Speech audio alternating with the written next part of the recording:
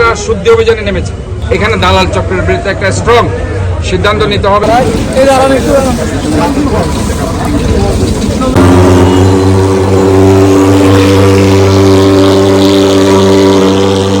এই যে পানির কথা বলা হচ্ছে, পানির জন্য একটা ডিপ টেবিল অলরেডি কাজ প্রায় শেষ। আমাদের একজন উদ্যোক্তা প্লাস আমরা মিলে এই পানির টেবিলটা আমরা করে দিচ্ছি।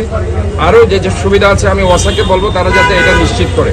এখানে দালাল চক্রের বিরুদ্ধে একটা স্ট্রং সিদ্ধান্ত নিতে হবে। এখানে অনেক অসহায় রোগী বিভিন্ন ওয়ার্ড থেকে তারা স্লিপ নিয়ে দৌড় মেরে বিভিন্ন ফার্মেসিতে যায় এবং ফার্মেসিতে গিয়ে তারা বেশি বেশি টাকা সেখানে ডিমান্ড করে।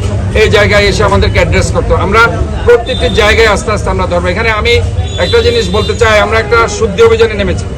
আমরা একটা শৃঙ্খলার মধ্যে এই হসপিটালকে আনতে চাই দালাল চক্রের বিরুদ্ধে।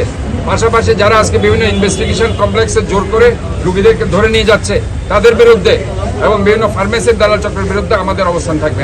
কাজে আমি চাই যে আমার এই হাতিকুড়ি মেডিকেল কলেজের যারা রুগী আসে হসপিটালে তারা যাতে নিরাপদ থাকে, তারা যাতে সেবা পায়, তারা যাতে সব কিছু ফ্যাসিলিটিস এনশিওর করে এবং সেটা স্বচ্ছতার ভিত্তিতে, এটা আমি চাচ্ছি। ধন্যবাদ। তোমাদের এই দুটো দোকানকে দায়ী করবে এখানে কেউ ময়লা ফেলবে। তোমরা এখানে ডাস্টবিন রাখবা, ডাস্টবিনে ফেলবা, সুনির্দিষ্ট ডাস্টবিন এখানে।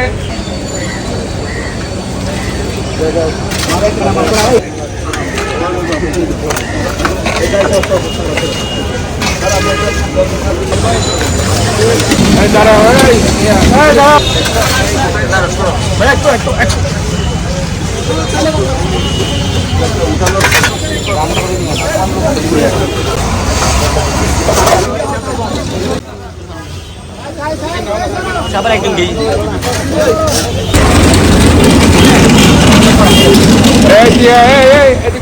এদিকে